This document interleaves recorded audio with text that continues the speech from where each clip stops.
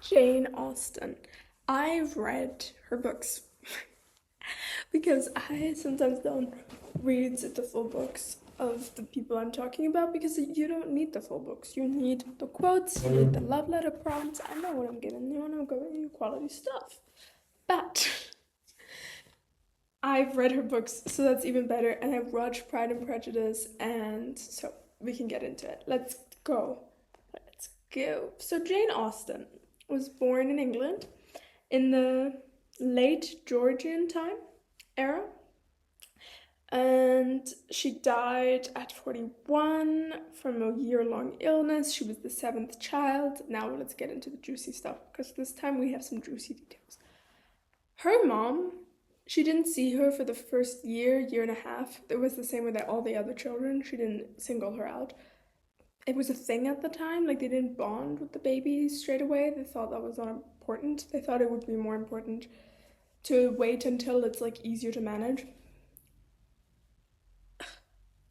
That is reflected in her writing. That is reflected in her writing. I mean, in Pride and Prejudice, the mom that is like trying to marry everyone off feels like infuriating. Like, you're mad at the mom. Like, on one hand, you get it, you want a better life for them, more money, you mean. Which, yes, is linked. But on the other hand, you feel like the daughters and the mother are so disconnected in that book. And I think that's quite interesting, as well as in Sense and Sensibility. The mom is definitely closer to one than the other, and the other has to kind of be the mother figure. And so you see this complicated relationship with her mom played out throughout her writing, which I always find fascinating. And she went to Oxford, then she got sick, so she was homeschooled. She was never married, but let's get into her love life. There's a little bit of juiciness. Tom Lefroy and her had a few months relationship, and he stated that he loved her in a boyish kind of love, which I have no idea what that means. Because I first thought, oh, is it like first love, when it's like, oh, everything is new and the intensity is from the novelty, not from the depth of the emotion. Ooh, intensity from the novelty, not the depth of the emotion. What a nice quote. Anyways, for me. And or if boyish means like naive, and not naive in the sense of like intensity or novelty, but naive in the sense of, this is a difficult thing with redefining love, is when you're in love again, you always, not always, but sometimes you look back and you're like, that wasn't love. And I think that's the tricky thing. I don't think you need to look back, because the thing with love is it's an emotion. And so once it's gone, which it can go away, like I used to be someone who was like, oh no, you never fall out of love. Like, once you love someone, they're always in your heart, and they're always in, not even in your mind. They're a part of your history, and they're important. But you do fall out of love. Like, falling out of love is a thing. You don't stay in love with someone forever, unless you do. You know what I mean? And so looking back at something and judging it with the logical lens of love, which doesn't exist, because you're measuring it now, you're detached, unemotionally measuring a feeling, and that's like when you're angry and you look back and you're like, I mean, I was kind of valid, but like, to that extent, like, the emotion is gone. You know what I mean? But so they did have something or other that was then slightly reflected in her relationship. Had published Jane's dad had helped her publish her book. There's no record of her knowing this, but he wanted her book to be published so badly that he got someone to like take the books, and he would have to pay if they didn't sell enough or something. Like, he really invested in it, which is cool. Yeah, so that was a little bit of Jane Austen's life. I think it's kind of sad that she was never married,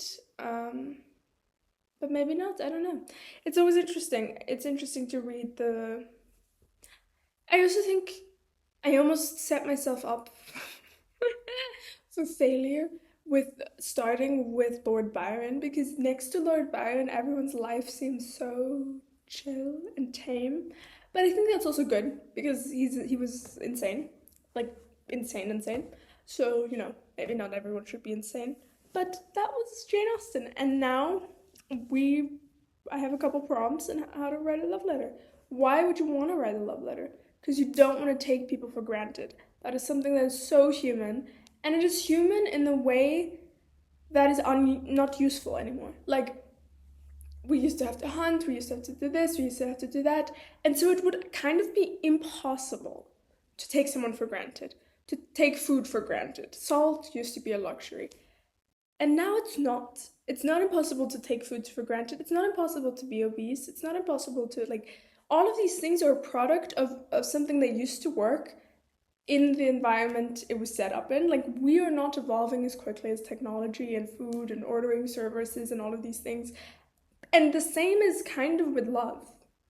And I have had this discussion before, and I have no answer to this question. And I don't know if we ever will have an answer to this question, which is, did the first people, or the first couple of people, or the first generation of people, or the first 100 people, or the first million people feel love the same way we do now?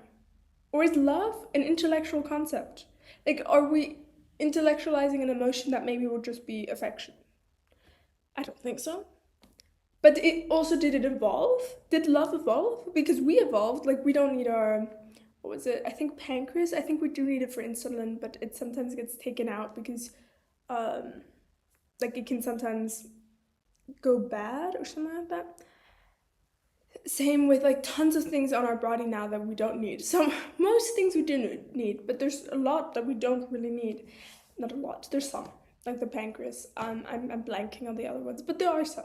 And I wonder, in the other direction, if love was something that was maybe a little there and now it's grown and grown and grown, like the concept or the idea. Has rom-coms influenced it? Because we think of love like such a stagnant thing throughout history. We think the way we experience love now is the exact same way people experienced love ages ago, and I don't know if that's how I feel about it. Now let's get into the love letter prompts. Now that I've asked you a lot of questions, if you have any answers or theories, leave it in the comments. Okay. You have bewitched me, body and soul, and I love you. What does the drunk on love feeling make you do with them? Like, there's a saying, I think it's drunk on love, crazy in love, like all of these sayings. Maybe don't be crazy, but drunk on love is kind of cute. Where there's some things like running across the street to go talk to someone or taking a bigger risk to do something that, I don't know, there's just something about that I think is really, really beautiful. And so write in the love letter about that. And next one. My affections are wishes are unchanged, but one word from you will silence me on the subject forever. Prompt is, what was something you used to care about that has lost all meaning since you've met them? Do you maybe used to be someone who used to go to a lot of parties and clubs and I don't know what, and now you're like, who cares? I don't want to be in a room full of people that aren't you, or these kind of things, or other things. Were you someone that was super materialistic and now you're like, I don't care if we're like the literally the Taylor Swift song Paper Rings. And funny that the ring she got was completely different than a paper ring, but I think it's still a really cute concept for a song and idea. Number 3. In vain I have struggled, it will not do. My feelings will not be repressed. When was the first time you thought/realized you loved them? Not the first time you told them, but the first time you realized. Because I think that's such a cute thing to know. Because everyone experiences it completely different, and every time you fall in love, you experience it completely different of the moment you look at them or you think of them or whatever the thing is, and you're like, I love you. And it's usually, I don't know, so for some people they're maybe more impulsive, but it's usually not exactly the same time as when you first think it. You probably think it before you say it. And it, like, not you thought it 2 minutes before and then you said it 2 minutes after, but usually I do feel like the feeling of being in love and that feeling stays in your system for a bit before you say it. Not always. Everyone's different. But I think no matter what, I think that's a really, really cute prompt. Okay, next one. There is no charm equal to tenderness of a heart. How have they softened your heart? I think there's a lot to be said about someone making you stronger, someone making you smarter, someone making you better. But there's also a lot to be said for someone making you softer and more gentle and more patient. And I don't think you need to like completely change for someone, obviously, but I think there's something really beautiful about positively changing with someone else's influence. And I think that's the point. Imagine you get worse or you just stay exactly the same, then you might as well just be a unit of one, single. You know what I mean? At least it's my opinion. Anyways, next one.